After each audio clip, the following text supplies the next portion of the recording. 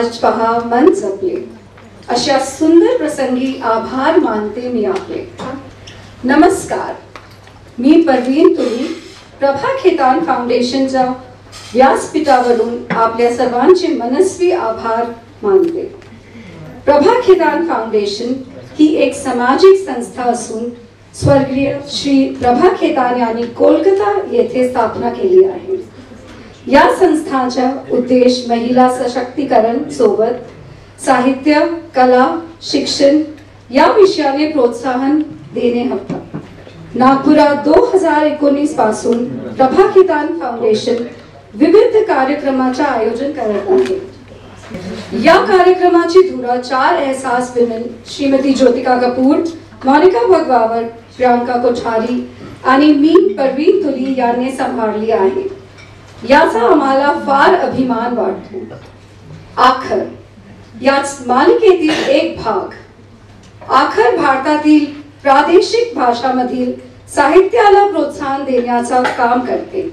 प्रभा Khetan foundation तर्फे ओडिया, पंजाबी, मराठी, भोजपुरी, मैथिली, तमिळ, कन्नड, गुजराती, राजस्थानी या भाषांमध्ये लिहिणाऱ्या लेखक व कवींचा पुरस्कार करते. आज मला अतिशय आनंद होत आहे की आम्ही आखरच्या अगदी नवा कोरा पहिला परिसंवाद घडवून आणले आहे. माननीय विश्वास पाटील हे देशातील सर्वात लोकप्रिय असे लेखक आहेत. यांचा प्रवास अतिशय रोचक आहे. आजची आपली मुलाखतदार सोनाली नक्षीने ही व्हॉइस विलाची फाउंडर अँड क्रिएटिव्ह डायरेक्टर असून पॉडकास्टर सुद्धा आहे. तिच्या पॉडकास्ट संडे विथ सोनालीचे 7 देशातला लिसनरशिप मिळाली आहे. तिला चीफ मिनिस्टर ऑफ गोवा यांचे हस्ते तिच्या पॉडकास्ट साठी अवॉर्ड भी मिळालेला आहे.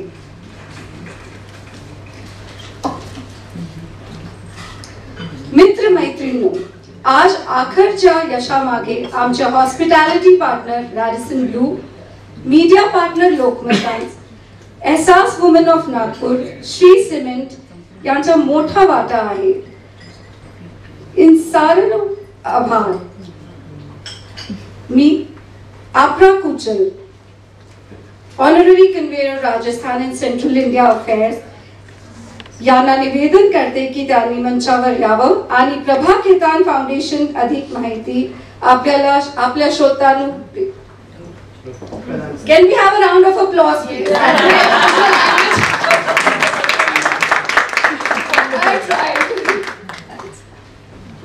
बहुत बहुत शुक्रिया. मैं मराठी नहीं बोल पाऊंगी. अपरा कुचल है मेरा नाम और मैं ऑनररी कन्वीनर हूँ प्रभा खेतान फाउंडेशन की राजस्थान और मध्य भारत की.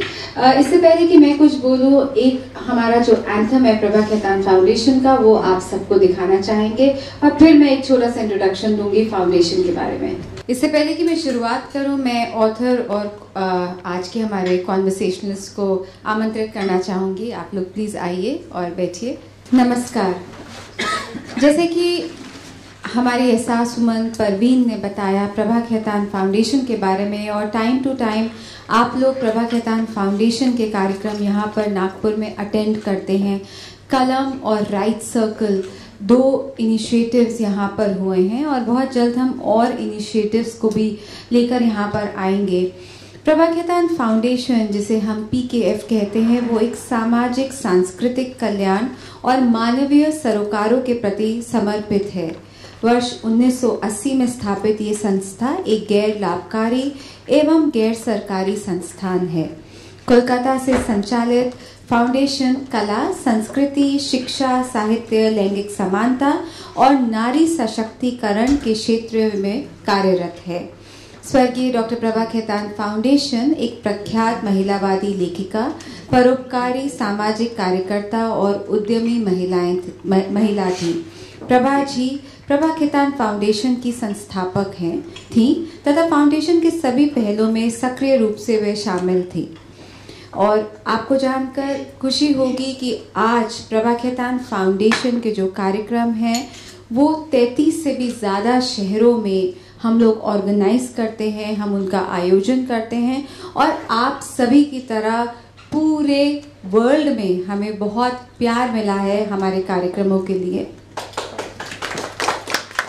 धन्यवाद।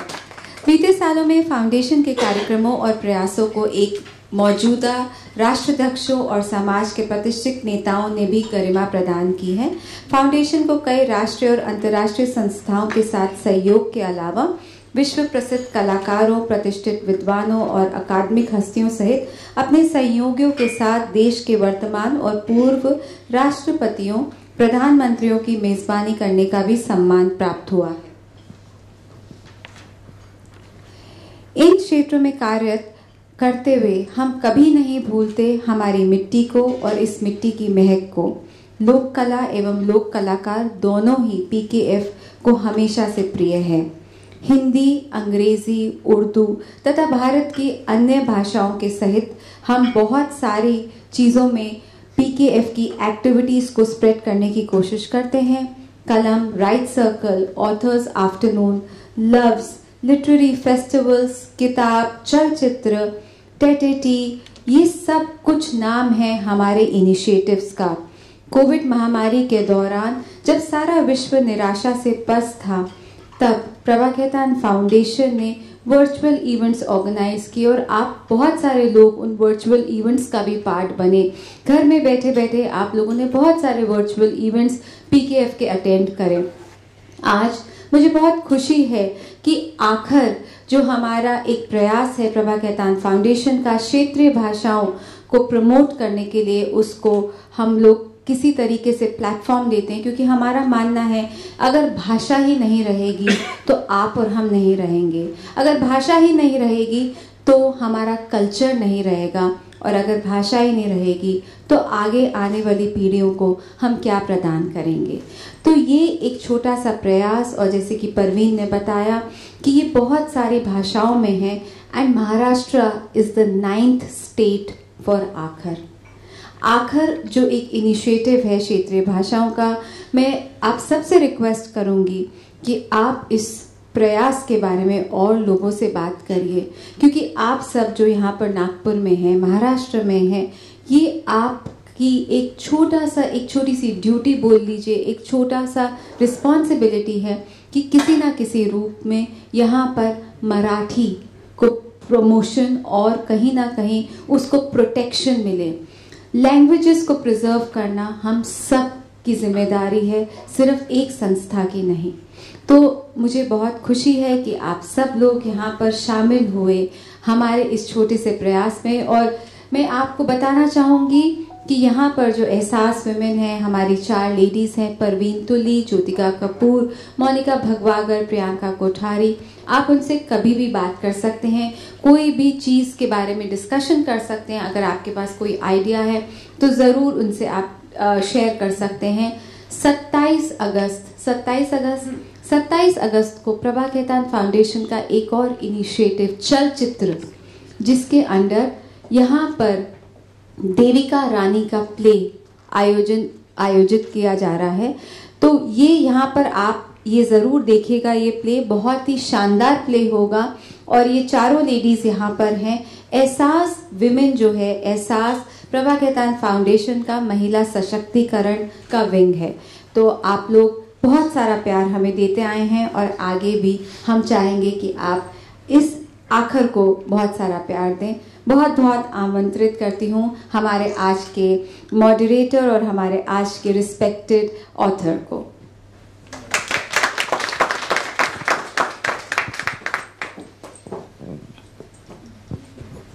नमस्कार, मी सोनाली नक्षिणे. परवीन, खूप खूप अभिनंदन. खूपच सुंदर हिंदी आणि खूप सुंदर प्रयत्न. असे एखादे वळण दिसावे वळणावरती असेल हिरवळ, कुठूनशी यावी झुळूक बावरी रान फुलांचा घेऊन दळवळ. सर, नागपूरच्या वळणांशी तुमचा संबंध आहे, तो कसा? नागपूरच्या वळणाशी म्हणजे इथे मिहानमध्ये 2-2.5 वर्ष मला खूप जवळून काम करायची संधी मिळाली. आणि आता पावसामध्ये एअरपोर्टच्या बाहेर जो पॅव्हिलियन आहे ते इट इज माय क्रिएशन. आणि सध्या नागपूर एअरपोर्टवरची नवीन जी चकचकीत फरशी गेल्या 4-5 वर्षामध्ये दिसते, that is also my creation. आणि रामदेव बाबांना इथे घेऊन आलो होतो आम्ही मिहानमध्ये.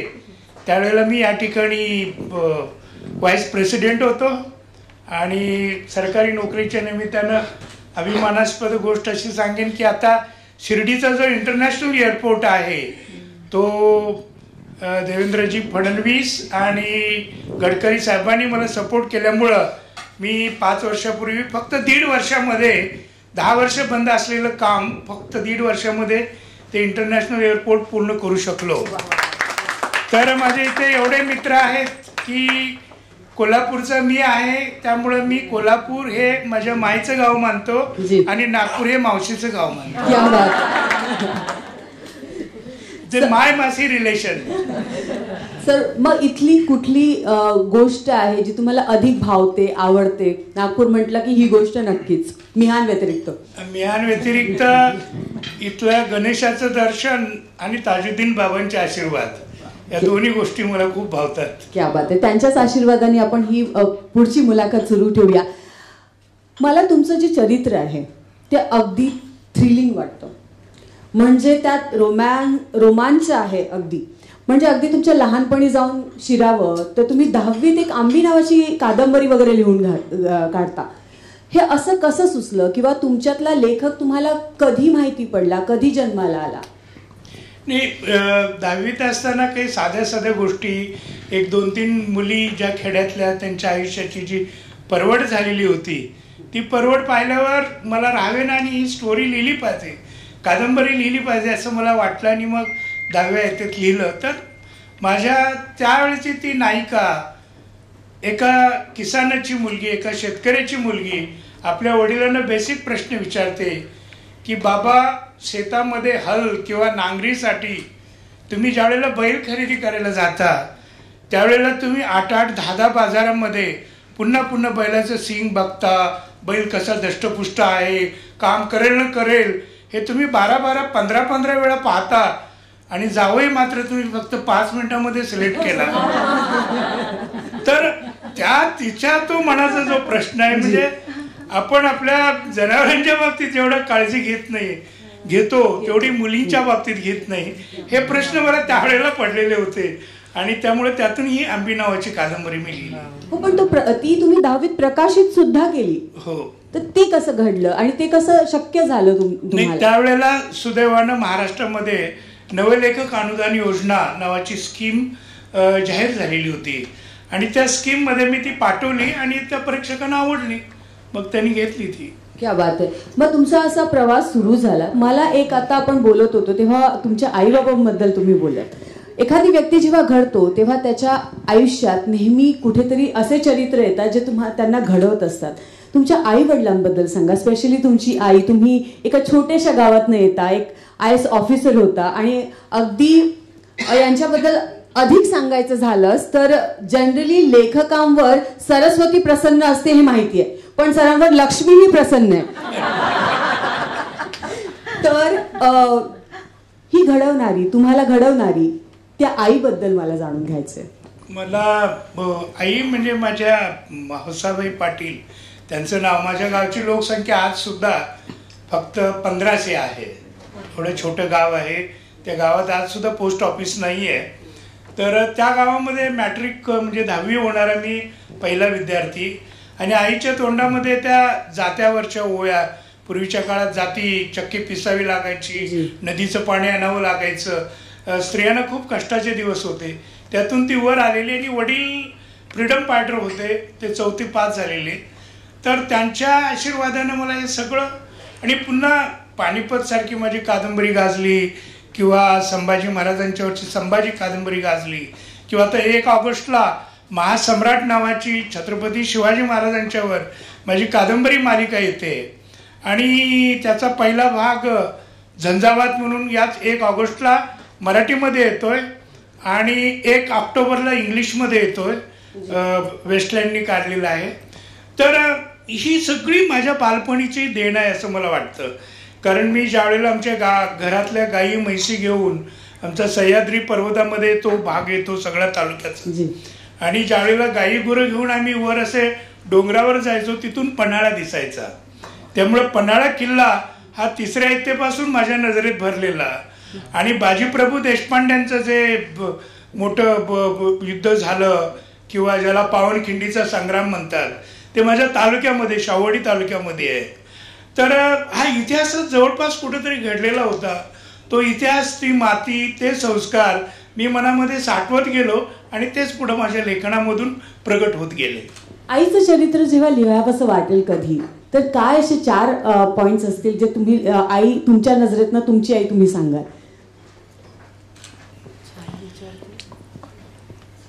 मोठं अवघड आहे हे सांगणं, कारण माझ्या श्वासामध्ये माझ्या रक्तामध्ये सर्वत्र आई भरलेली आहे आणि त्यामुळं त्यातला एखादा पीस असं निवडून सांगणं खूप अवघड आहे.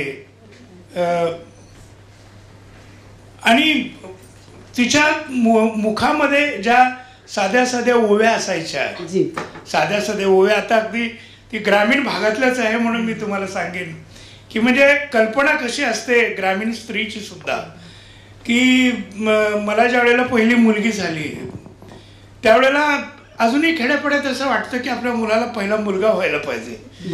तर पहिली मुलगी झाली म्हणजे काय झालं, का झाली पहिली मुलगी, तर आमची आई सगळ्यांना सांगायला लागली की परमेश्वराच्या दरबारामध्ये मुठभर चिखल कमी पडला म्हणून मुलगी झाली. हे जी सांगण्याची जी स्टाईल आहे किंवा पद्धत आहे आणि तिच्या मुखामध्ये ज्या सहज म्हणी असायच्या, लोभंद लोभतो मृगा आधी रोहिणीचा, लोभंद लोभतो, लोभंद म्हणजे पाळणा, लोभंद लोभतो मृगा आधी रोहिणीचा आणि पाळणा हलतो भावा आधी बहिणीचा. म्हणजे मृग हा पुरुष मानला तर रोहिणी नक्षत्र आधी येतं आणि मग त्याचं जोडून असं आहे की बहीण आणि भाऊ एक वयाचे असले तरी मुलीचं लग्न प्रथम होतं आणि मुलीचा पाळणा पहिल्यांदा हलतो. तर या निसर्गातली गाणी किंवा आषाढ महिना आहे, आषाढ महिन्यामध्ये बदा बदा खूप पाऊस पडतो, श्रावणातल्या सरी हलक्या असतात, मग श्रावण म्हणजे सुना आहे आणि आषाढ म्हणजे सासरे बुवा आहेत. आणि मग तिच्या शब्दामध्ये मामनजी पळा पळा, म्हणजे तुम्ही आधीच निघा मामनजी, तुम्ही आधी वाट चालायला सुरुवात करा, मामनजी पळा पळा आम्ही येतो सळा सळा. म्हणजे श्रावणातली सळसळ आणि भदभद पाऊस पडणारा आषाढातला. मला हा प्रश्न इतका महत्वाचा होता कारण तुम्हाला आम्ही वेगवेगळ्या व्यासपीठावरनं ऐकत आलेलो आहे, म्हणजे अगदी डिजिटल स्पेस तुमच्या इंटरव्ह्यूजनी भरलेली आहे आणि तुमचं अनेक तुमच्या पर्सनॅलिटीला, तुमच्या व्यक्तिमत्वाला, अभिव्यक्तीला खूप काही कंगोर आहेत. पण असा माणूस घडवणारी ही आई कशी असेल ही जाणून घ्यायचा हा प्रयत्न होता आणि त्या मातेला आपण सलाम करूया, कारण आखरचा आणि प्रभाकेतांचा नेहमी विषय असतो की महिला सशक्तीकरण आणि त्याचं उदाहरण हे म्हणजे त्यांच्या आई आहे. माझ्या आईबद्दल ती हिटलर आहे, तिने मला खूप बदललेलं आहे आणि I was so naughty child. तर ती आता असती तर तीही या वर्षीचा बाऊ केला असता तिने. एनिवेज सर, तुम्ही पानिपतकार म्हणून पण ओळखल्या जातात. मोस्टली हिस्टॉरिकल फिक्शन्स तुम्ही लिहिता, तर हे तुमचं चक्र किंवा मानसिक चक्र त्या हिस्टॉरिकल गोष्टींना फिक्शनमध्ये आणण्यासाठी बरंच काही लागतं, रिसर्च लागतो, तडफड लागते आणि ती करण्याची अगदी जिद्द लागते. हे सगळं जो प्रकार आहे तो पहिल्यांदा कधी घडला? हा, मला काही ठिकाणी मी सांगितलेलं आहे, अनेक ठिकाणी मला हा प्रश्न विचारला जातो की पानिपत हा शब्द तुमच्या जीवनामध्ये कधी आला.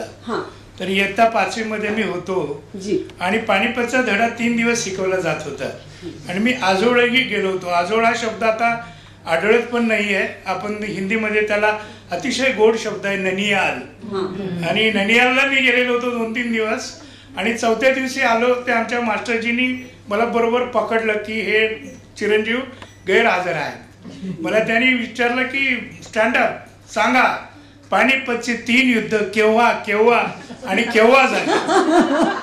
तर मला काहीच माहित नव्हतं, मी काय उत्तर देणार. पण गुरुजी नेहमी आम्हाला सांगायचे मास्टरजी की उत्तर चुकलं तरी चालेल, पण उत्तर कसं रेटवून दिलं पाहिजे. आता ती सोय होती म्हणून मी म्हटलं परत प्रश्न विचारा. म्हणाले सांगा पानिपतची 3 युद्ध केव्हा केव्हा आणि केव्हा झाली. मी म्हटलं गुरुजी एवढंच, पानिपतची 3 युद्ध केव्हा झाली? अहो पहिलं झाल्यावर दुसरं झालं आणि दुसरं झाल्यावर तिसरं झालं.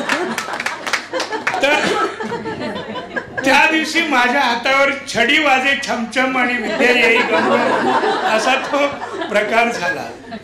पण खरं सांगायचं तर ज्यावेळेला मी ग्रॅज्युएशनला कोल्हापूरला होतो त्यावेळेला सर देसाईंची the new history of Marathas या नावाची 3 पुस्तकं चांगली आहेत, इंग्रजीमध्ये अत्यंत उत्तम लिहिलेली आहेत. त्याच्यातलं पानिपतचं एक 70 पानाचं चॅप्टर वाचताना माझ्या लक्षात आलं की मराठी माणसाचे सर्वोच्च गुण आणि दुर्गुण म्हणजे वायसेस अँड व्हर्च्यूज याचा जर मिलाप कुठं असेल तर या पानिपत घटनेमध्ये आहे. आणि मग मी हरियाणामध्ये गेलो आणि त्यावेळेला आता तो जिल्ह्याचं गाव आहे, त्यावेळेला तालुक्याचं गाव होता. तिथे 2-3 महिने राहिलो आणि युद्ध कसं झालं असेल तर तुम्ही म्हणता तशी ती तडप, ती एक लगाव आणि एखाद्या विषयात घुसायचं झालं तर मी त्या गावचा होऊन जातो. क्या बात आहे. म्हणजे तुम्ही एखादं गाव जर तुम्हाला पाहायचं असेल किंवा अनुभवायचं असेल तर त्या गावात तुम्ही जाऊन राहिलं पाहिजे. 3 ऋतूमध्ये तिथलं ऊन कसं आहे, तिथली बारिश कशी आहे, तिथली थंडी कशी आहे आणि मग आपोआप त्या गावची माती तुमच्या अंगाला चिकटते. तर त्याप्रमाणे जवळजवळ 5 ते 6 वर्ष म्हणजे वयाच्या 23व्या वर्षापासून मी काम सुरू केलं आणि 28व्या वर्षी ती पानिपत कादंबरी प्रकाशित झाली. आणि ती तडप किंवा तो लगाव एक काय की सुदैवानं माझ्या लक्षात असं आलं की हे शिखर फार उंच आहे. जर मी सुरुवातीला शिखर सपाट आहे म्हणून मानलं असतं तर माझं लेखन सुद्धा सपाट झालं असतं. पण याची हाईट खूप आहे माझ्या लक्षात आल्यावर मग ती हाईट जिंकायची कशी, तिथे हल्ला कसा चढवायचा हे वेगवेगळ्या पद्धतीने मी त्याचा विचार करत होतो, चिंतन मनन करत होतो. 5-6 वर्ष घालवली आणि मग 28व्या वर्षी ती कादंबरी प्रकाशित झाली, which made me hero overnight. आणि हो दुसरी गोष्ट परत घडली ती म्हणजे अशी की पानिपत इतका गाजला की लेखकाला, जसं मी मगाशी म्हटलं की लेखकाला सुगीचे दिवस आले आणि तुम्ही एका वर्षात त्याच्या रॉयल्टीने बंगला बांधला. हो हो बरोबर आहे. म्हणजे सुदैवानं पहिल्यापासून पानिपत पासून चंद्रमुखी पर्यंत म्हणजे आता जो चंद्रमुखी नावाचा सुंदर मराठी सिनेमा गाजतोय तो माझ्याच कादंबरीवरचा आहे, ती स्टोरी माझीच आहे. तर सर मला ना अधिक जाणून घ्यायचंय की रिसर्च तुम्ही पानिपतला गेलात, सदाशिव तुम्ही एका इंटरव्ह्यू मध्ये पण बोललात की सदाशिव भाऊ जे आहेत ते कॅरेक्टर तुमच्या हिशोबी पहिले ते खलनायकाचं होतं, पण जेव्हा तुम्ही रिसर्च करत गेलात तेव्हा तुम्ही ते नायकामध्ये कन्वर्ट केलं. What was that entire process? ती प्रोसेस कशी होती किंवा ती हे कधी वाटलं आणि कसं वाटलं तुम्हाला? सदाशिवराव भाऊ हे पेशव्यांचा भाऊ होता, म्हणजे नानासाहेबांचे ते बंधू होते आणि ते फडावर असायचे. म्हणजे he was a chief secretary of Poona. आणि राघोबा दादा कर्ज करून आले उत्तरेतून आणि त्यामुळे पानिपतवर कुणाला पाठवायचं होतं जो बाहेरच्या बाहेर पैसे उभे करेल आणि लढाई करेल. आणि अहमद शाह अब्दाली सारखा एवढा प्रचंड ताकदीचा अफगाणिस्तानवरून योद्धा आलेला होता आणि त्याला रणामध्ये हरवण्याचं काम महत्वाचं होतं आणि तो विडा भाऊसाहेबांनी उचलला. सुरुवातीला भाऊसाहेब असं म्हटलं जातं की भाऊसाहेब मनापासून लढले नाहीत, मग पानिपत झालं. मी तुम्हाला सांगतो ज्यावेळेला मी या विषयावर कादंबरी लिहायला सुरुवात केली त्यावेळेला लोक मला म्हणायचे पानिपत किती अशुभ शब्द आहे, पानिपत झालं ना, लोक सगळे तिथे मरण पावले ना, त्याच्यावर तुम्ही काय लिहिणार आहात. पण मला त्या पराभवामध्ये सुद्धा त्या राखेच्या खाली धगधगता अंगार दिसावा तसा मला मराठ्यांच्या विजिगुषी वृत्तीचा एक अंगार त्याच्यामध्ये जाणवत होता. आणि म्हणून मी कामाला सुरुवात केली आणि मग त्यावेळची पत्र पानिपतावरून इकडे पाठवलेली आणि इकडून पानिपतावर पाठवलेली छोटी छोटी पत्र सुद्धा 10-11 हजार लंडन पर्यंत पण तुम्ही लंडन मध्ये पर्यंत जाऊन सुद्धा तिथून सुद्धा काही डॉक्युमेंट आणले. आणि मग माझ्या असं लक्षात आलं की त्या प्राप्त परिस्थितीमध्ये भाऊसाहेब कुठं चुकलेले नाहीत. तर प्राणपणाने लढलेले आहेत आणि म्हणून त्या खलनायकाचं रूपांतर हळूहळू ते योद्ध्यामध्ये झालं. जी, एक अजून कंगोर आहे तुमच्या पर्सनॅलिटीला, तो म्हणजे तुम्ही आता एक ना ह्यांच्या जेव्हा आता जे बोलत होते तेव्हा त्यांच्यातला ऍक्टर ही जागा होत होता कुठेतरी, आणि यांचा थेट संबंध फिल्म इंडस्ट्रीशी आहे, तो कसा असेल? आहे पहिल्यापासून. कोल्हापूर म्हटल्यावर गोळ, चप्पल, चित्रपट, कुस्ती हे कोल्हापुरी माणसाचे अविभाज्य अंग असतात.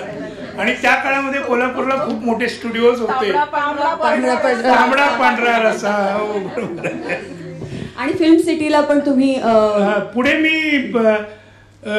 वयाच्या 29-30व्या वर्षी मुंबईच्या फिल्म सिटीचा जॉईंट मॅनेजिंग डायरेक्टर म्हणून मला नेमलं. तिथे खूप मोठा स्टुडिओ आज सुद्धा तो आहे. जवळजवळ आमची गोरेगाव सारख्या ठिकाणी 1000 एकर जमीन आहे आणि तिथं भोवतावची सर्व शूटिंग होतात. त्या ठिकाणी मग अनेक एकापेक्षा एक अशा मोठमोठ्या ऍक्टर्सशी, युगप्रवर्तक कलाकारांशी माझा परिचय झाला. तुम्ही युग प्रवर्तक म्हणालात. अण्णाभाऊंचं गाव तुमच्या गावाशी कदाचित थोडंसं जवळ आहे. हो. अण्णाभाऊ हा विषय तुमच्या डोक्यात कधी आला आणि त्यांच्याबद्दल लिहावंसं का वाटलं? अण्णाभाऊंची फकीरा नावाची जी कादंबरी आहे ती मी इयत्ता 5व्या इयत्तेत वाचली होती आणि ती मला एवढी मोठी भावली होती. आणि त्यामुळं मला वाटलं की या माणसाच्या लेखणीमध्ये, या नेत्याच्या लेखणीमध्ये काहीतरी एक वेगळी ताकद आहे.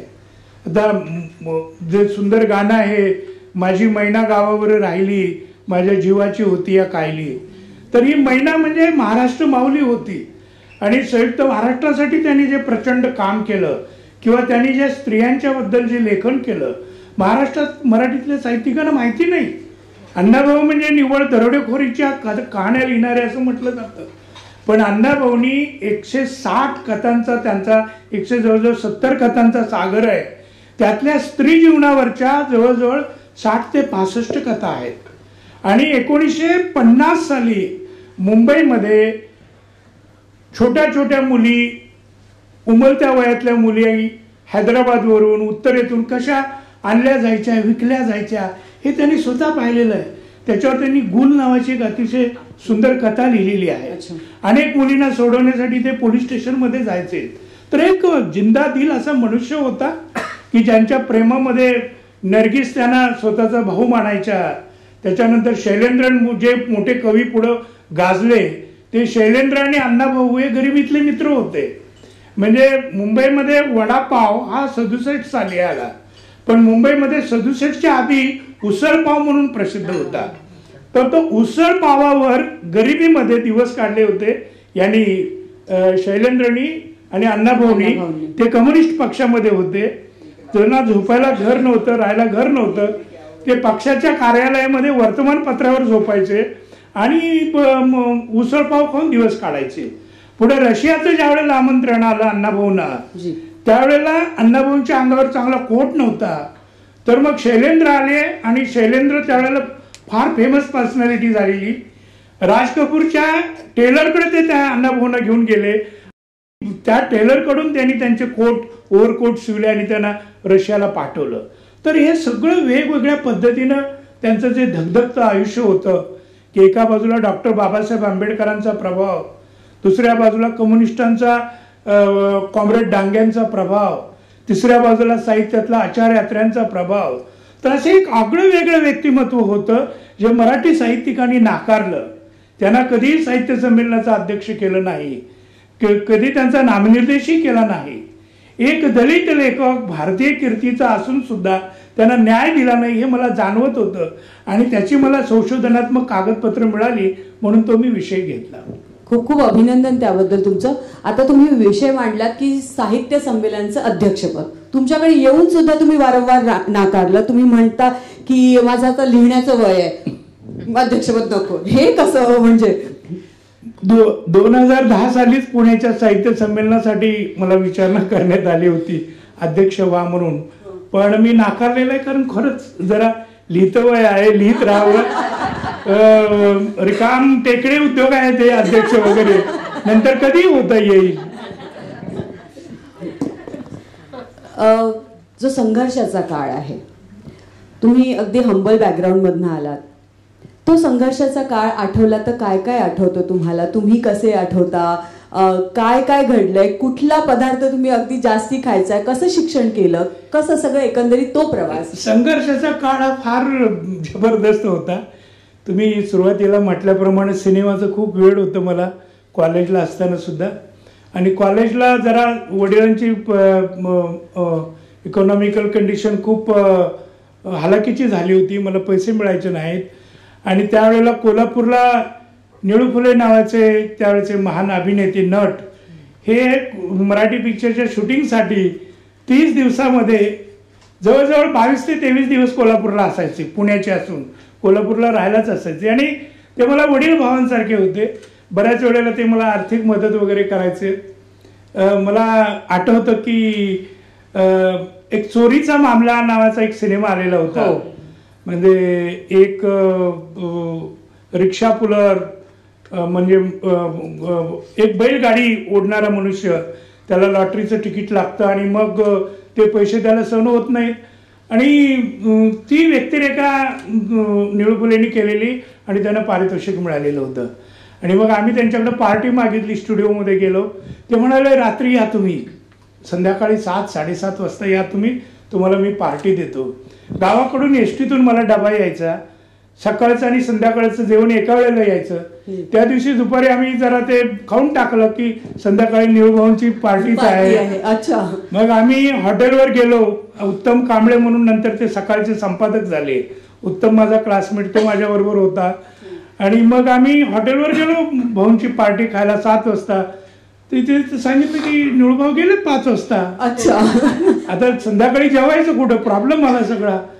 तर 2 दिवस आधीच शूटिंग संपलेलं, डायरेक्टरने त्या दिवशी सगळे ते सिक्वेन्स पूर्ण केलेला, त्यामुळे भाऊ खाली गेले. मग नाराज होऊन हॉटेलमधून जिन्यावरून आम्ही रस्त्यावरून पलीकडे जात होतो. एवढ्यात त्याचे ते नाना जोशी म्हणून मालक होते, ते बाल्कनीत आले आणि हाका मारायला लागले, अरे पोरांनो इकडे या इकडे या. अच्छा. मग आम्ही गेलो. म्हणाले तुम्ही भाऊंच्याकडे आला होता? मी म्हटलं होय.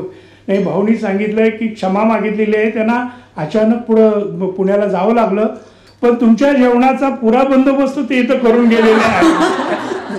तर हे असे सगळे म्हणजे मी कॉलेजात असताना निळू फुलेंचा सहवास, मी फिल्म सिटीमध्ये असताना 3-3.5 वर्ष जगजेता अभिनेता दिलीप कुमार यांचा 3-3.5 वर्ष सहवास, नौशाद साहेबांचा सहवास.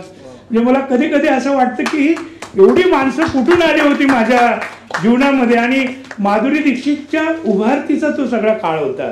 म्हणजे बेटा किंवा तेजाब ही सगळी शूटिंग आमच्या समोर झाली. स्पेशल इन्क्लिनेशन वाटतंय माधुरी दीक्षितसाठी. कुठली नायिका तुमची फेवरेट नायिका होती?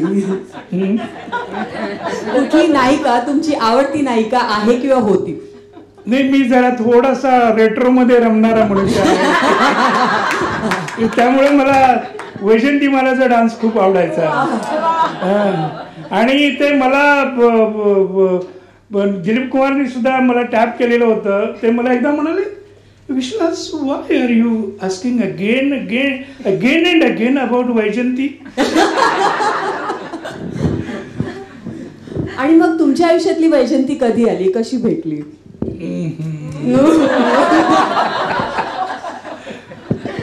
सगळी रहस्य एका मुलाखतीमध्ये सांगायचं. पण माझं काय म्हणूया त्याला, अरेंज्ड मॅरेज आहे. चहा पोह्यांचा कार्यक्रम? हा, थोडा बहुत चहा पाण्याचा कार्यक्रम. पण माझ्या बायकोच्या प्रेमात मी एवढा पडेन असं मला त्यावेळेला कधीच वाटलं नव्हतं. उलट माझी आई म्हणायची की तू एवढा धसमुसळा आहेस, म्हणजे एवढा नॉटी आहेस, एवढा गडबडा आहेस, एवढा अनटायडी आहेस. म्हणजे आपल्या भाषेत सांगायचं तर ती कुठलीही स्त्री तुझ्या जीवनामध्ये 2-2.5 वर्षाच्या पुढे टिकणार नाही. त्यामुळं मी बायकोला म्हणतो की तू 10-15 जणींची जागा घेतलेली आहे, एवढी घट्ट आहेस तू. हा, थोडासा सर इकडे पण असे माझी आई नेहमी म्हणायची, कारण मी खूप बोलायचे. म्हणजे मला आजही मी बोलते, काही मैत्रिणी येते ती माझ्या अगदी त्या गोष्टीशी अग्री करतील. माझी आई म्हणायची, सासूच्या घरी गेल्यावर इतकी बोलायची, बदाडे सासू. म्हटलं डोंट वरी मा, एक दिन इसी बोलने के पैसे कमाने. आणि then I became an RJ and I got 15,000 rupees per month.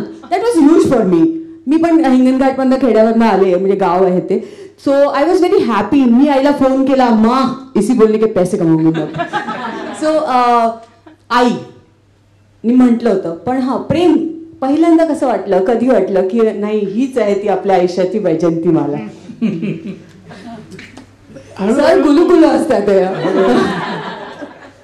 काय असतं की मॅरिड लाईफ ही गोष्ट एक वेगळीच असते. म्हणजे पहिली 2-3 वर्ष माझी पत्नी बोलते का काही हे माझ्या लक्षात यायचं नाही. एवढी ती मूक मूक मूक म्हणजे नटरंग. सुरुवातीला 2-3 वर्ष बायका मुक्या असतात आणि नंतर आयुष्यभर त्या नवऱ्याला मोकळं करतात. आणि पुन्हा घराघरातली स्टोरी आहेच. 15-16 वर्षाची मुलं झाली, जरा मोठी झाली की म्हणजे रिच फॅमिलीतले असो गरीब फॅमिलीतले असो, मुलं फितूर. म्हणजे आईकडे फितूर, मुलगा असो मुलगी असो.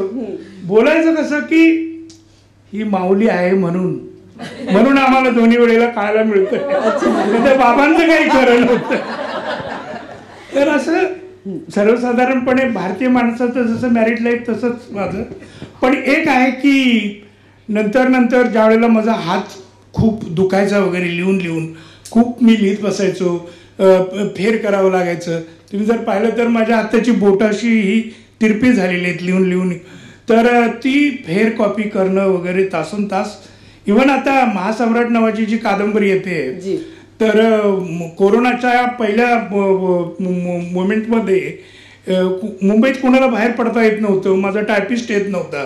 तर माझ्या पत्नीनी अगदी कमर खोचून ती रोज लिहायला बसायची, मी डिक्टेट करायचो आणि सगळी माझी कादंबरी तिने लिहून काढलेली आहे. वा, खूप टाळ्या झाल्याच पाहिजे. म्हणजे महिलांचा प्रभाव नेहमी राहिला. डेफिनेटली. सर, आता अनेक चरित्र तुम्ही लिहितात, म्हणजे मोस्टली संभाजी राजे असू देत किंवा तुमचे जे हिस्टॉरिक फिक्शन आहे. तर नेमकी ती ॲज अ रायटर, लेखक म्हणून ते तुम्ही कॅरेक्टर कसे पसंत करता की यांच्यावर लिहिलं गेलं पाहिजे, की असं काय इन्स्टिंक्ट येतं तुम्हाला?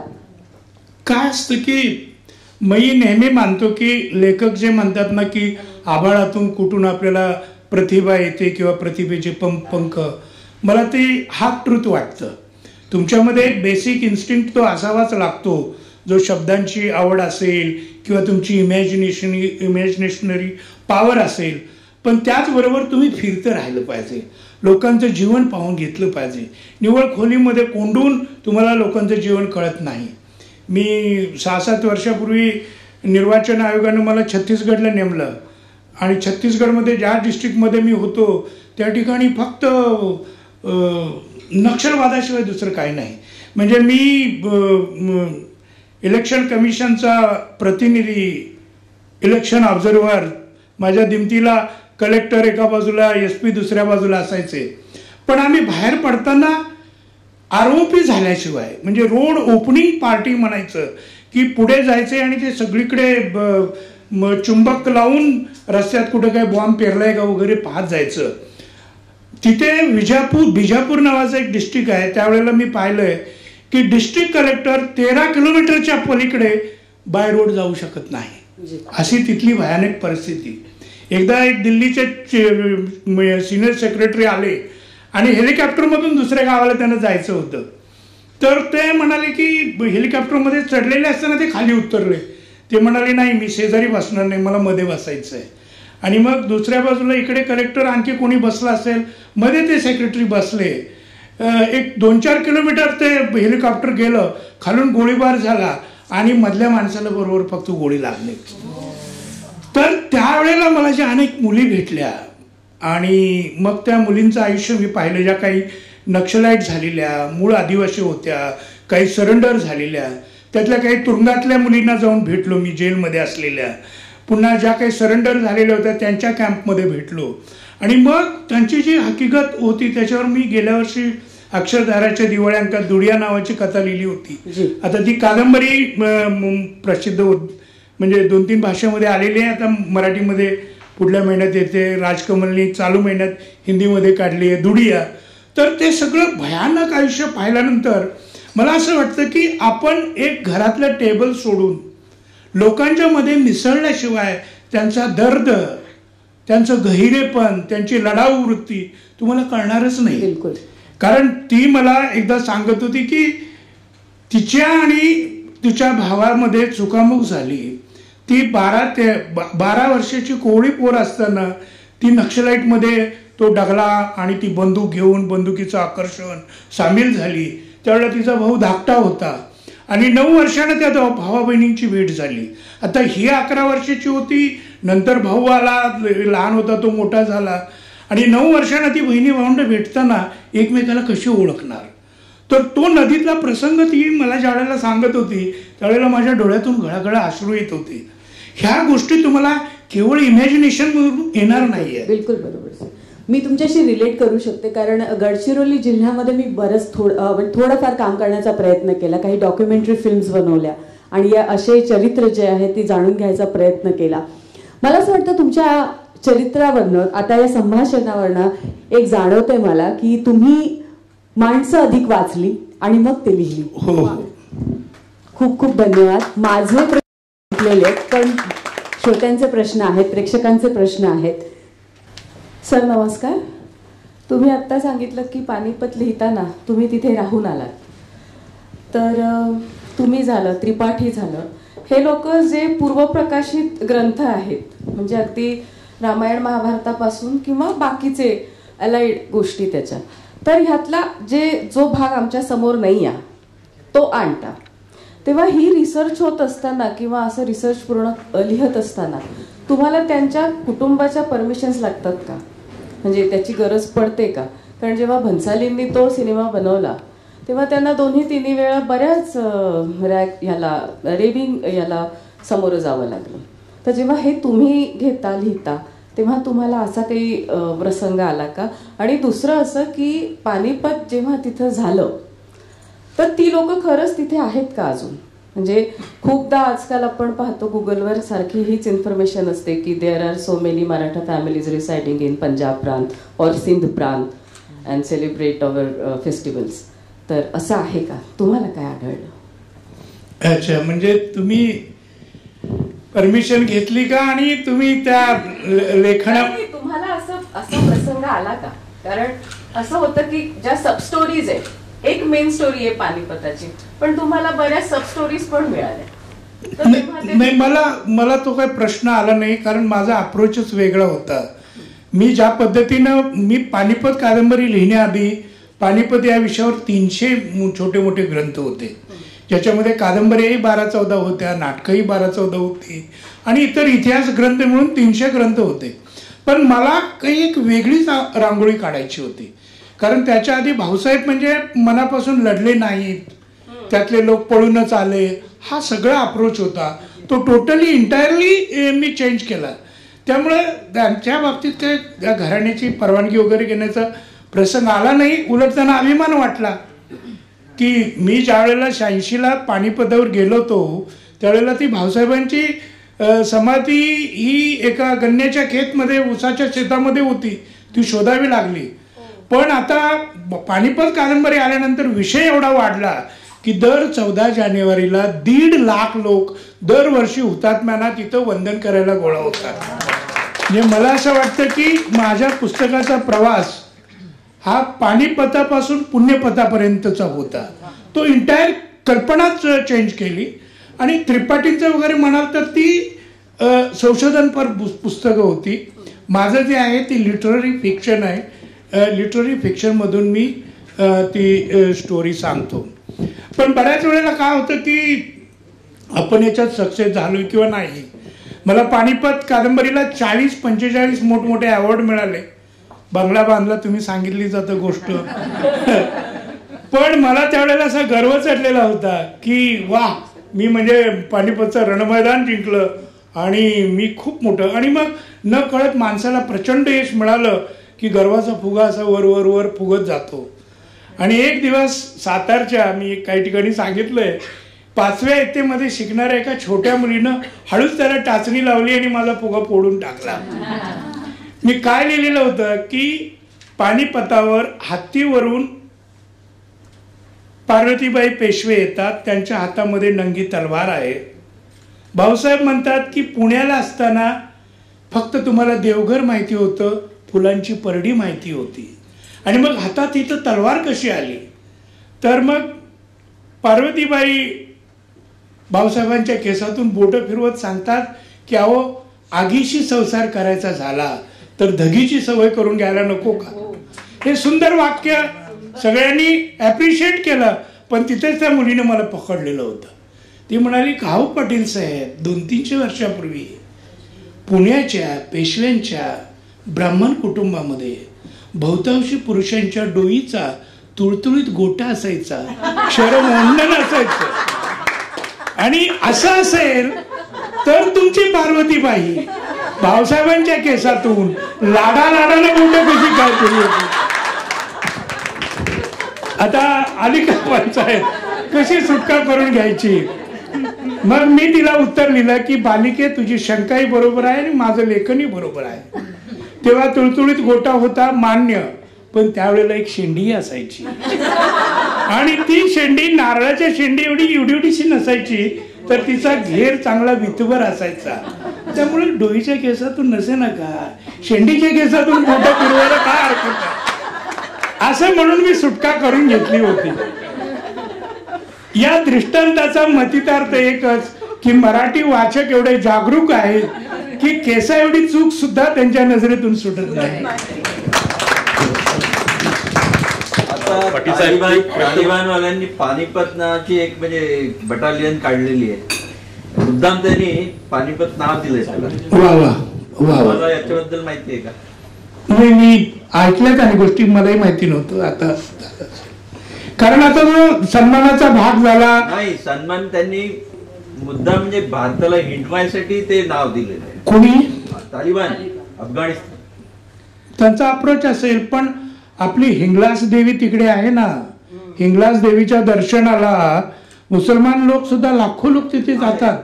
आणि पानिपतात लढलेले त्यांचे जे वंशज आहेत ते तिथं आहेत. मला जो आपण प्रश्न विचारलेला म्हणजे आमच्या ओएनजीसी पवारचे पनवार वगैरे असे नाव झाले. हो, एक प्रश्न असा आहे की या सगळ्या म्हणजे प्रदीर्घ या साहित्य सेवेच्या संदर्भामधला एक विषय आहे की आपण कथा कादंबऱ्यांकडे अधिक लक्ष दिलेलं आहे, आणि म्हणून त्या कथा कादंबऱ्यांनी सुद्धा जगभर देशभर तुमचं नाव झालेलं आहे. पण अण्णाभाऊंची सुद्धा काही प्रमाणामध्ये प्रेरणा तुमच्या जवळ आहेच, त्यांची प्रेरणा सुद्धा आहे. अण्णाभाऊंनी फळातली गाणी लिहिलीत, लोकनाट्य लिहिलं, लोककथा लिहिलं, लोकसाहित्य संदर्भातला विषय केला. लोकसाहित्य संदर्भातला एक विषय असा आहे की काही दिवस मला तुम्ही दूरदर्शनला दिसलेत, सह्याद्री चॅनलवर अनेक कार्यक्रमाच्या संदर्भामध्ये तुम्ही होते. तर लोकसाहित्य संदर्भामध्ये तुमचं लेखन अधिक दर्जेदार व्हावं आहेच तुमचं लोकप्रियतेच्या दृष्टिकोनातून, तर त्याकडे आपण अधिक लक्ष दिलं का असं मला विचारायचं. झाले 2-3 पुस्तकं लिहिलेली आहेत, वेगवेगळे निबंध वगैरे माझ्या आहेत, चालू आहे काम अजून ते. पण ते हिंगलाज देवी मी सांगत होतो, आणि पानिपतच्या बाबतीत विचारलं, खुशवंत सिंगने सांगितलेलं आहे. खुशवंत सिंगांची जी पणजी होती तिचं नाव तानीबाई, आणि ती ब्राह्मण स्त्री होती, आणि अफगाण तिला पळवून नेत होते. त्यावेळेला एका शिकाणी तिची सुटका केली आणि तिच्याशी लग्न केलं, आणि त्याची प्राजिनी म्हणजे खुशवंत सिंग. तर असे अनेक लोक आहेत, त्यातले अनेक तिकडे मुख्यमंत्री पण झालेले आहेत. जी.बी. पंत, गोविंद वल्लभ पंत, जे नेहरूंच्या मंत्रिमंडळात वगैरे होते, राज्यपाल होते, खूप मोठी मोठी पदं, ते पानिपतिया, त्यांचं नाव त्या भागातलं पानिपतिया, म्हणजे पानिपतची पळापळ झाल्यानंतर त्या ठिकाणी राहिलेले लोक म्हणजे पानिपती. असे लाखो लोक, म्हणजे आता त्यांचे वंशज लाखाच्या संख्येमध्ये आहेत. मला 1-2 शीख ब्रिगेडियर वगैरे भेटले ज्यांची आडनावं हुकुमसिंग ढमढेरे, नानक सिंग पलांडे. आता पलांडे आणि ढमढेरे ही नावं आपली आहेत. इव्हन आता पानिपतावर एक जी देवी आहे त्या देवीला मराठोंकी देवी म्हटलं जातं. सर, आजचा काळ जो आहे हा सोशल मीडियाचा काळ आहे. म्हणजे इंस्टाग्राम वगैरे आजचे तरुण मंडळी जी आहे सगळी सोशल मीडियावरती आहे. मराठी भाषेचा विचार केला तर मराठी भाषा म्हणजे आमच्या प्रांतात घरी सुद्धा मराठी लोक कमी बोलतात, आजकालची मुलं मराठी कमी बोलतात.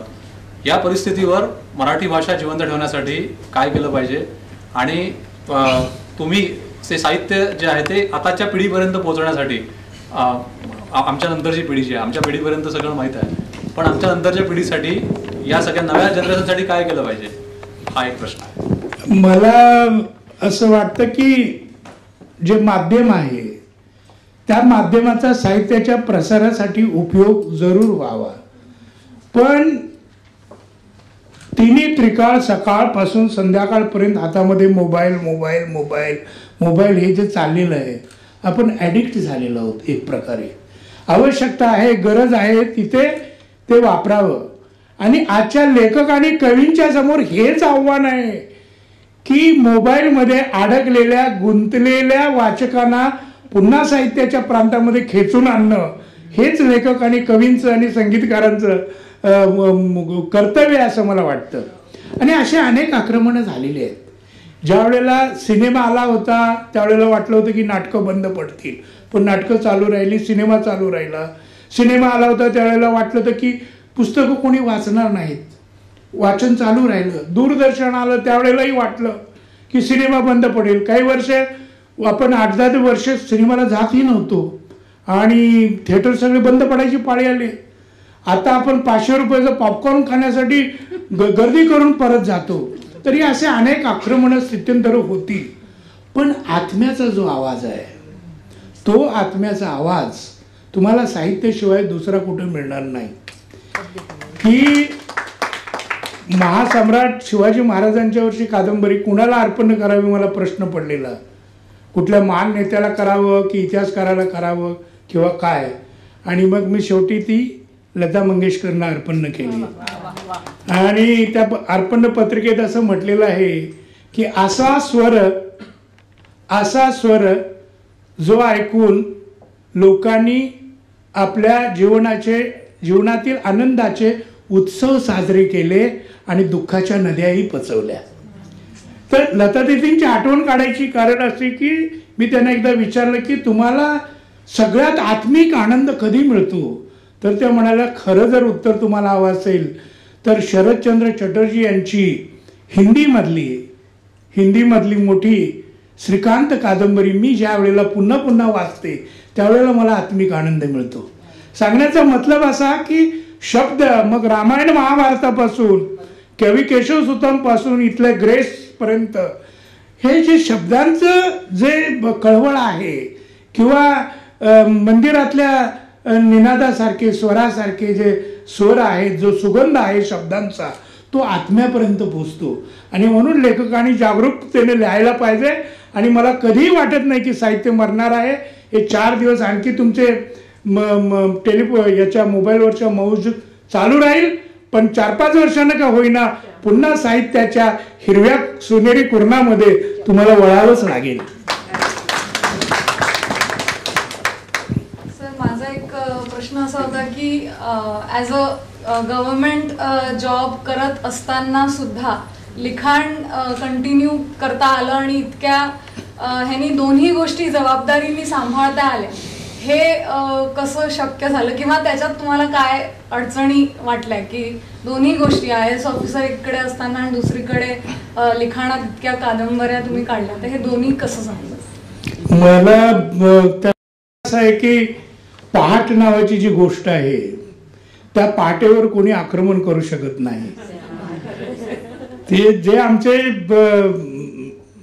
गव्हर्नमेंट क्लबमध्ये हॉटेलमध्ये जमणारे अधिकारी किंवा बॉसेस हे पहाटे काय जागे राहत नाहीत.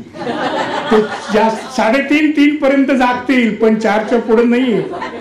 आणि पहाटच मी पहिल्यापासून पकडली. एकतर मी फारसा पार्ट्यांना जायचो नाही. दक्षिणेतले एक फार मोठे संगीतकार आहेत इलियाराजा म्हणून, त्यांची माझी पण चांगली मैत्री आहे. तर त्यांना पण मी विचारलं की पहाटेचेच तुम्हाला चांगल्या चाली का सुचतात. तर ते म्हणाले पहाटेची वेळ ही ब्रह्माची वेळ आहे, नवनिर्मितीची वेळ आहे. तर त्या पहाटेचा मात्र मी का चांगला उपयोग केला. आणि मला आता सवयच झालेली आहे, जरी 3ला झोपलो मी तरी 4ला मी उठतो आणि टेबलवर बसतो. आणि शनिवार रविवार मी गव्हर्नमेंटमध्ये असताना सुट्टीच्या दिवशी भूमिगत व्हायचो, अंडरग्राऊंड व्हायचो आणि त्या वेळेचा फायदा घ्यायचो. तर आणि थोडक्यात तुम्हाला खरं सांगू का, आवड असेल तर सवड होते. हेच त्याचं उत्तर आहे, बाकी काही नाही. नमस्कार सर. सर मला एक विचारायचं होतं. हा येतं, ऐकू येते, बोला तुम्ही. हां सर, हे म्हणायचं होतं की 2008 मध्ये माझे मित्र, तर त्यांनी तुम्हाला चंद्रमुखी कादंबरी जेव्हा त्यांनी वाचली आणि चंद्रमुखीवरती त्यांना पिक्चर त्याच वेळेला 2008 मध्ये बनवायचा होता, त्यांनी तुम्हाला ईमेल केलेला की आम्ही असं असं करणार म्हणून. तर तुमचा मेलला रिप्लाय फक्त इतकाच होता की ह्या कादंबरीमुळे मी खूप प्रॉब्लेममध्ये आहे, तुम्ही नका येऊ. तर म्हणजे नेमके त्यावेळेला, आणि आता मग तो मूवी आला फायनली, त्यावेळेला तुम्ही नाही का म्हटले होते, आणि आज तो मूवी जो प्रकाशित झाला तो का झाला, म्हणजे याचं थोडंसं रहस्य खरंच मला जाणून घ्यायचं पर्सनली, कारण ते स्वतः येणार होते, डॉक्टर धीरेंद्र राऊत त्यांचं नाव, ते स्वतः येणार होते आज, पण त्यांना नाही जमलं. पण हा त्यांच्या थ्रू हा प्रश्न मी तुम्हाला विचारते. मराठीमध्ये एक सुंदर वाक्प्रचार आहे, खिंडीत गाठणे. तसं तुमच्या प्रश्नाने मला खिंडीत गाठले. काय झालेलं आहे की ज्या वेळेला चंद्रमुखी कादंबरी आली त्यावेळेला महाराष्ट्रातील एकूण 3 बड्या नेत्यांना असं वाटलं की ही त्यांच्या जीवनावर आहे, किंवा तेच कुठल्या तरी बाईच्या किंवा रूपसुंदरीच्या प्रेमात पडलेलं आहे आणि हे पाटलांना कळलेलं आहे. त्यामुळं ते बऱ्यापैकी नाखुश होते. आणि चंद्रमुखी ही कादंबरी मराठीतली पहिली कादंबरी आहे की इन्क्लुडिंग महाराष्ट्र टाइम्स, लोकसत्ता, कुठल्याही वर्तमानपत्रात तिचं परीक्षण आलं नव्हतं किंवा येऊ दिलं गेलं नव्हतं. तर थोडंसं ते जरा काही जणांचा असा गैरसमज होता. मी कोणाला एकाला टार्गेट केलेलं नव्हतं, एकूण ती प्रवृत्ती मनामध्ये धरलेली होती आणि त्या प्रवृत्तीवर मी ते लिहिलेलं होतं. आणि मग यानं त्या प्रकारे ते राहून गेलं. पण अनेकांची मागणी होती, म्हणजे एकता कपूरनी सुद्धा हिंदी पिक्चरसाठी 2013ला ती कादंबरी मागितलेली होती. त्याच्यानंतर सुबोध भावेंची टीव्ही सिरियल पण मंजूर झालेली होती, काही कारणामुळे राहून गेली. आणि मग यांना त्या प्रकारे ते लांबत गेलं आणि आता ते प्रसादनी त्याच्यावर चांगला सिनेमा दिला. छान सर, आणि खूप सुंदर आहे. मी ॲडव्होकेट नलिन मजिठिया. आजच्या या काळामध्ये आपण जी तरुण पिढी आहे त्यात सगळं इंग्रजी माध्यमातून शिक्षण होते आणि दिवसेंदिवस जो मराठीचा जो लिखाण आणि जी बोली आहे ती कमी होऊन राहिली. आणि या व्यतिरिक्तही ते तुम्ही इतक्या सुंदर कादंबरी लिहिता ते तर दूरच आहे, ते त्याकडे ते युथ वर्गांना किंवा तरुणांना त्याकडे आकर्षित करण्याकरिता किंवा नंतर मराठीमध्ये त्यांना खूप बोलणं किंवा त्यांचं लिखाण झालं पाहिजे याकरिता आपण काय करू शकतो? मला आता तशी भीती वाटत नाही. मला 2004-05 पर्यंत भीती वाटत होती की मराठी भाषा एक दिवस मरेल, कारण एवढी कमी बोलली जाते, वापरली जाते. पण नंतर ज्या वेळेला टीव्ही सिरियल आल्या किंवा चित्रवाहिन्या आल्या आणि त्या चित्रवाहिन्या ह्या जगातल्या 150 देशामध्ये दिसू लागल्या. म्हणजे 150 देशामध्ये ज्या वेळेला लोक टीव्ही बघतायत, चित्रवाहिन्या बघतायत, त्यावेळेला तुमची ती भाषा जिवंत राहते. भाषा जिवंत राहण्यासाठी ती कानावर पडावी लागते, ओठातून यावी लागते, वगैरे वगैरे. तर आहे, म्हणजे मला त्याची चिंता वाटत नाही. आणि माय मराठीचे शब्द पोचतायत आणि पहिल्यापेक्षा परिस्थिती खूप सुधारलेली आहे. मला आठवतं की एक मोमीन नावाचा एक मुसलमान ग्रस्त, तो आमच्या कुलाबा जिल्ह्यातला, म्हणजे रायगड जिल्ह्यातला महाडचा, मला लंडनमध्ये ब्लॅक टाऊनमध्ये भेटलेला होता. 78 वर्षाचा ग्रस्त. त्याच्या मुलाकडे मी गेलो होतो आणि त्याच्याकडे त्या मराठी बातम्या दिसायच्या, तर त्या 2 महिन्यापासून बंद होत्या. तर तो तिथे एअरपोर्टपर्यंत येऊन मला डोळ्यात अश्रू आणून सांगितलं की बेटा, मी इतके वर्ष महाराष्ट्रापासून दूर आहे, पण आईचे शब्द ऐकल्याशिवाय मला झोप लागत नाही. तर ती बातम्यांचं इकडचं प्रक्षेपण सुरू करण्यासाठी तुम्ही काहीतरी प्रयत्न करा. म्हणजे 58 साली भारत सोडलेलं मुसलमान मनुष्य लंडनमध्ये माय मराठीच्या नावानं रडतोय, त्याच्या डोळ्यातले अश्रू आहेत, ते कसे वाया जातील?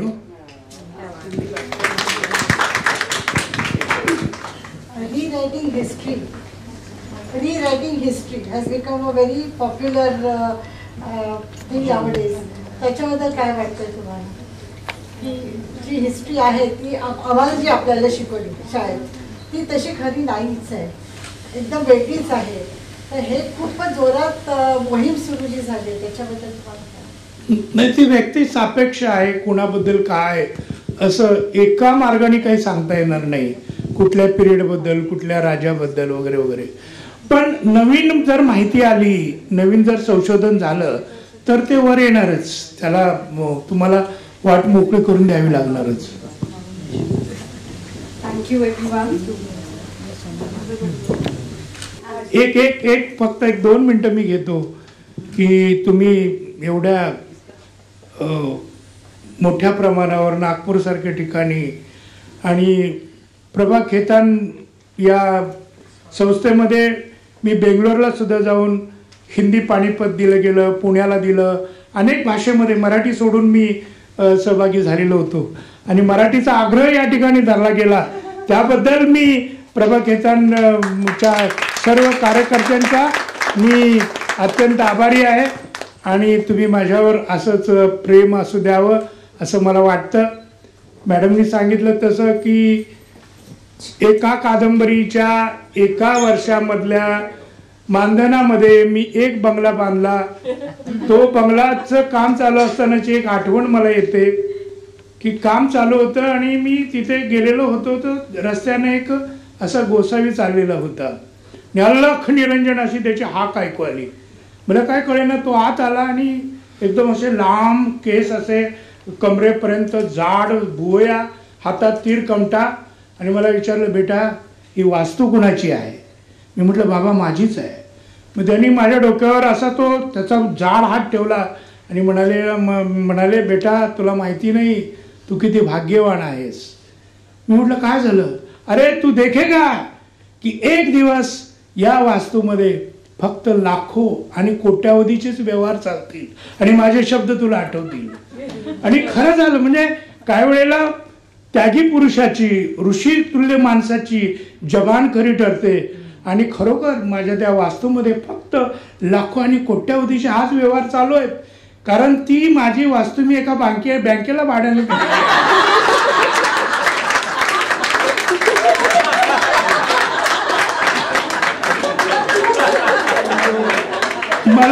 मला या निमित्तानं एवढंच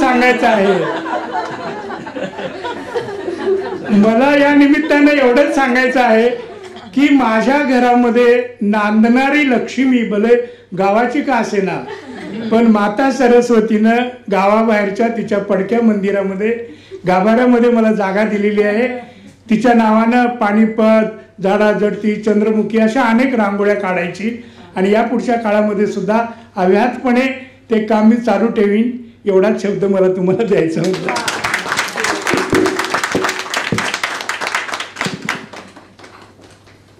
मैंने ही मराठी, हम लोगों को कंपलसरी लैंग्वेज होती थी मराठी, तो हमने 8th स्टैंडर्ड तक, तो 9th स्टैंडर्ड तक, 8, 9 तक पढ़ी थी. तो आज बोलने के लिए बहुत मज़ा आया और सुनने वालों की भी मैं थैंक यू बोलती हूँ कि जो उन्होंने प्यार से सुना. लेकिन लैंग्वेज की सबसे अच्छी बात यह है कि वो कोई भी लैंग्वेज में हो समझ जरूर आती है.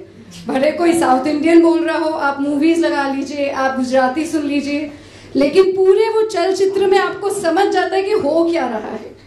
तो आज आपका जो भी इतना प्यारा हमारा ये रहा है बातचीत, उसके लिए आपका बहुत बहुत थैंक यू सर. आज हमारे बीच में हमारे हॉस्पिटैलिटी पार्टनर रेडिसन ब्लू के राजेश जी, हमारे director of sales and marketing को मैं इनवाइट करना चाहूँगी यहाँ पे आए और हम कुछ शब्द कहे, और साथ में हमारे जो गेस्ट ऑफ ऑनर है इनको मोमेंटम प्रेजेंट कीजिए. प्लीज आइए.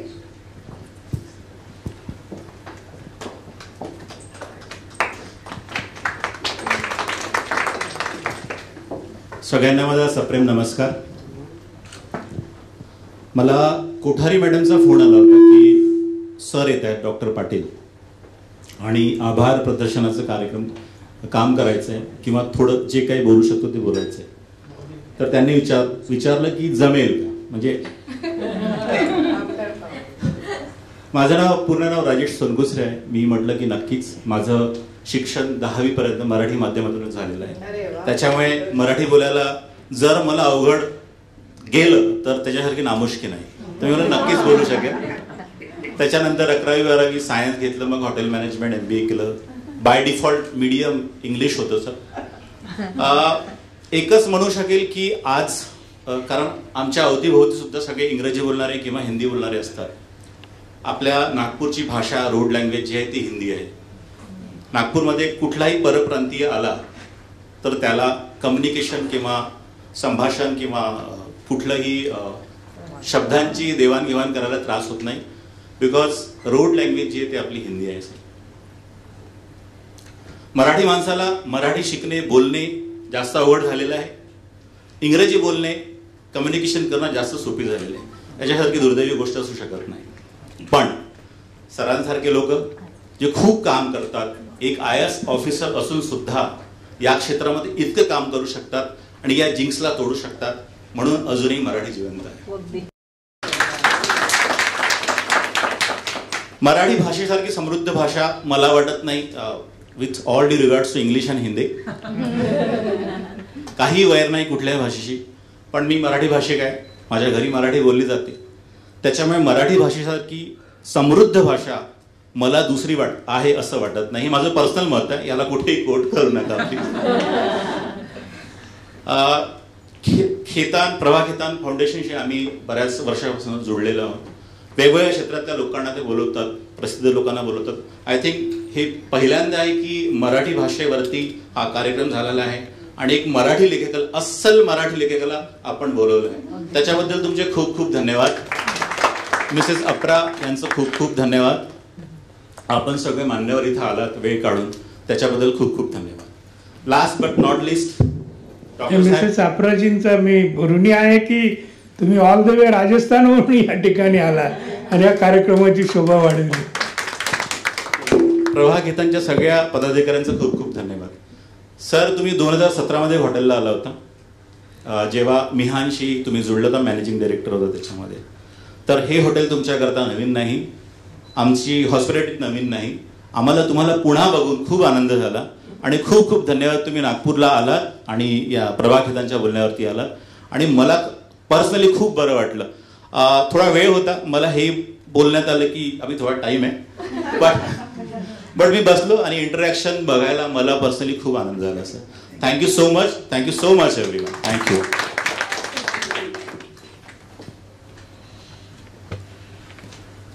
मैं आपरा जी को इनवाइट करना चाहूँगी मंच पे कि हमारी आज जिन्होंने कॉन्वर्सेशन की है,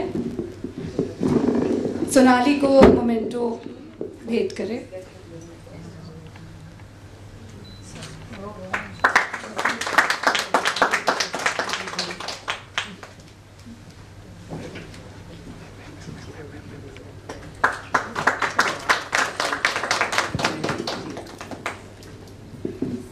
और last but not least,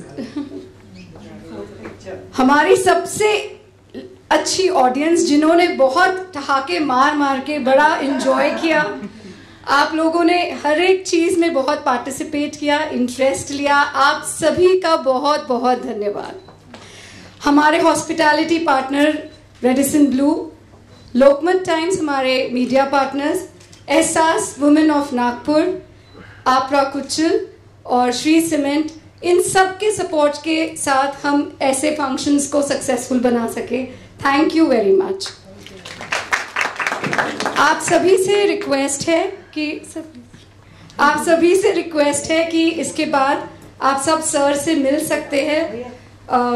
line wise हम लोग एक रो बनाएंगे, आपको ज्योति कपूर और प्रियंका गाइड करेंगे बुक्स के साथ, और आप सर से साइंड कॉपी अपनी रिसीव कर सकते हैं.